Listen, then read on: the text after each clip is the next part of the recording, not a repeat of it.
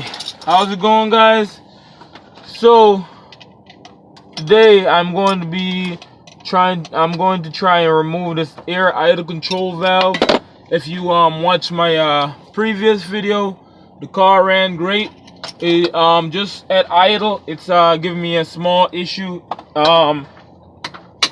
If you can see in the last video, the car cut off once I started pushing it at full throttle. So only thing I can think of is that when I did all that stuff to the intake, something wasn't cleaned right inside the air idle control valve, and I did get the gasket that come with it, but I just didn't feel the need. I figured if it wasn't broke, don't fix it. Excuse me for the noise. It is windy outside. I do have a tarp over top of me because it is drizzling on and off. So I'm trying to take this air idle control valve and see maybe if it needs to be cleaned. So it's just two 12mm bolts that holds it and two lines. Now the only other thing I can think of, if cleaning the valve doesn't work, is maybe I put the coolant hose itself back on incorrectly, and that's why I say a lot of times it's good to record a little bit and also check the length of the bolt. So that's why it's so important to keep a keen eye on this stuff. So just gonna take these bolts out here and grab my pliers, take it off from up here. Like I said, the only other thing I can think of if this doesn't work is that maybe I didn't connect the hoses, the antifreeze hose 100% correctly. So I'm definitely going to find out. You know, I'm going through it bit by bit. But besides that, the car runs great. It's just that idle.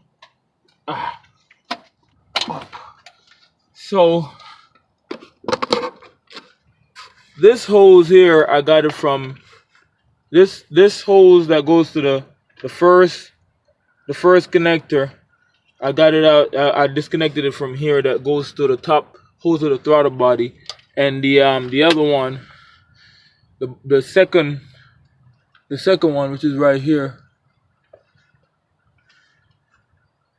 There you go. I got, which is,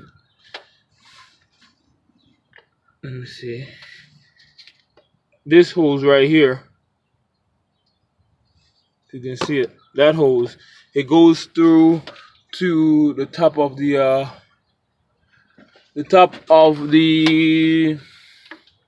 thermostat housing. So I'm hoping that I have the lines connected. All right, y'all.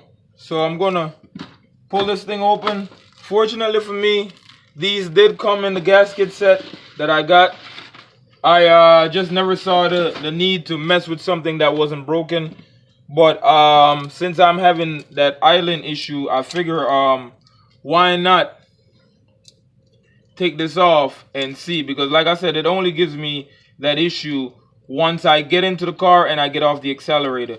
The Phillips is not working on all of them. I'll try. Let me see. I got 1, 2. Let me see this one.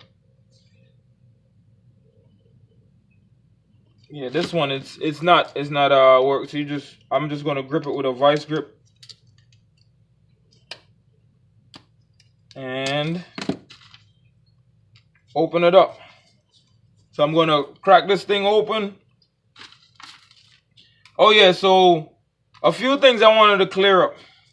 I was watching this guy on YouTube, which I rarely get to do, watch videos, because I'm, you know, between making the video, editing it and uploading it, I rarely get time to sit down and watch any videos. But I just happened to was watching this guy, Young Static,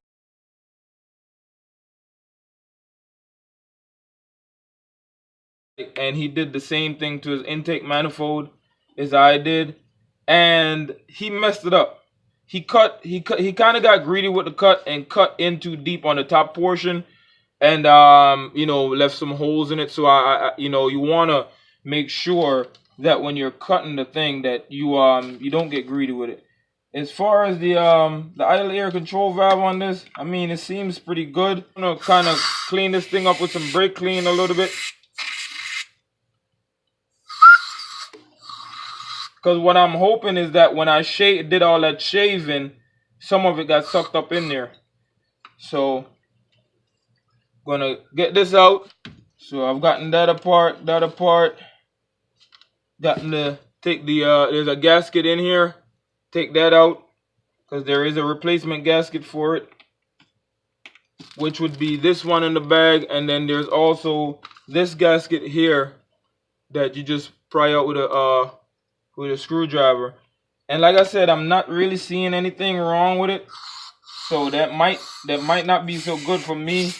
Like I said, the only other thing I can think of is that maybe I didn't connect some of the hoses correctly.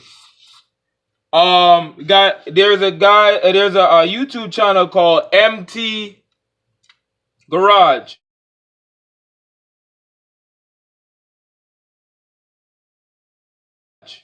Have the same exact car. I thought it was mine at one point, but they're immaculate. They do good work, man. I mean, them guys deserve a lot of credit because they helped me out some of the issues I had. You know, I definitely, anybody that's doing the swap, you're gonna need help along the way. Also, one of the sensors I mentioned in the last video, I gave the wrong name for it. It is actually a knock sensor, and I will try to post the video of what sensor I was talking about.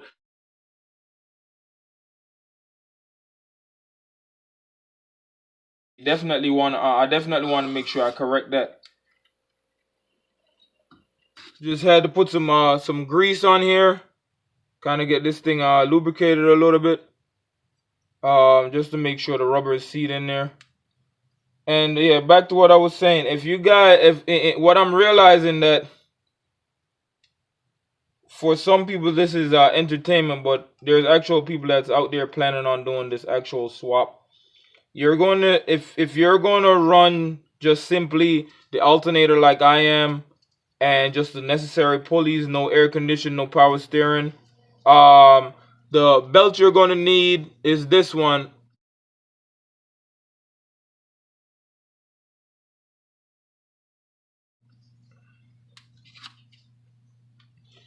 And like I said, for me, I want to make sure that I try to be as transparent as I can possibly be. So yeah, make sure that it's seated properly, and put this in here. I think what I'm going to wind up doing is I'm going to change this line here. I have a few leftover lines. I'm going to measure it up, kind of cut it. It's bent a little bit different, but I'm going to cut it and come back with the install video. I'm going to throw this thing back on here.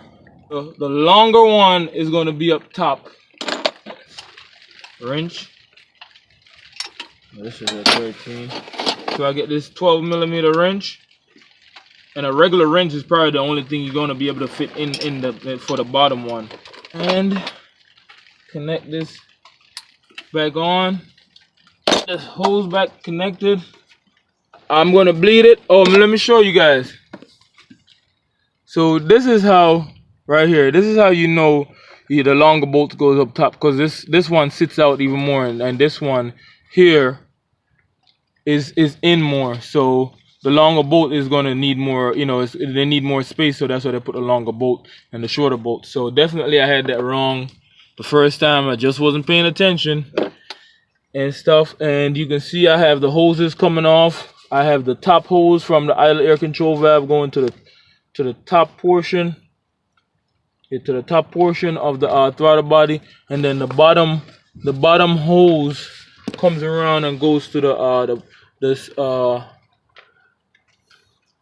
thermostat housing. So I'll be back with when I take it for a test drive. One last thing before I go for a test drive. So a lot of times you want to reset the air idle control valve, and I'm off station wagon. You just remove the radio, so would be the radio backup You remove it for about 30 seconds, and then you put it back in there, and that should reset it. So I'm gonna do that now, and then I'll go for a test drive. Let's see if this thing made a difference.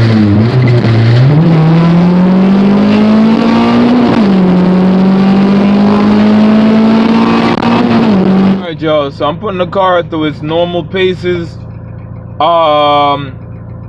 Since I've put the throttle body on there, high RPM, full throttle, it's been great. But just driving it regular through its normal paces has been an issue. So right now it's idling quite fine, you know, and I don't know if you guys can see or not. Might be a little bit dark, but you can hear the idle. Idle is great, and just regular. I just wanted to be able to go back to driving normal again. So for right now, I'm having no issues just driving it. The last time it cut off on me was I was driving it fine, but then once I opened it up, and I came to a full stop, that's when I had an issue.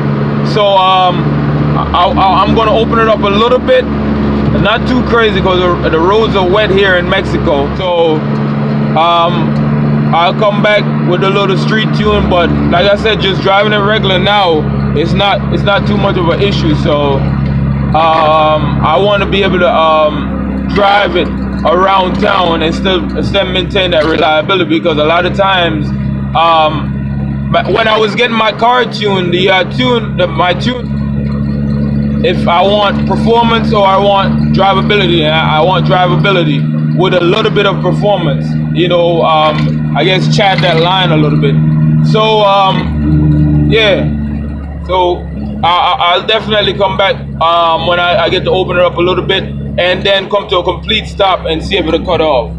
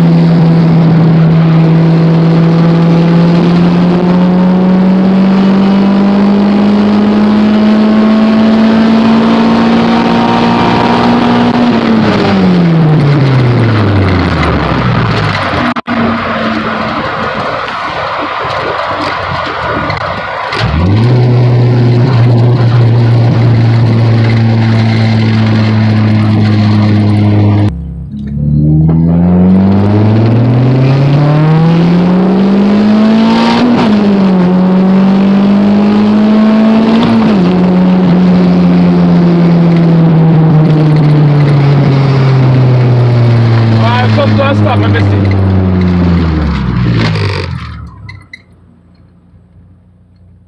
That's perfect, man. That's perfect.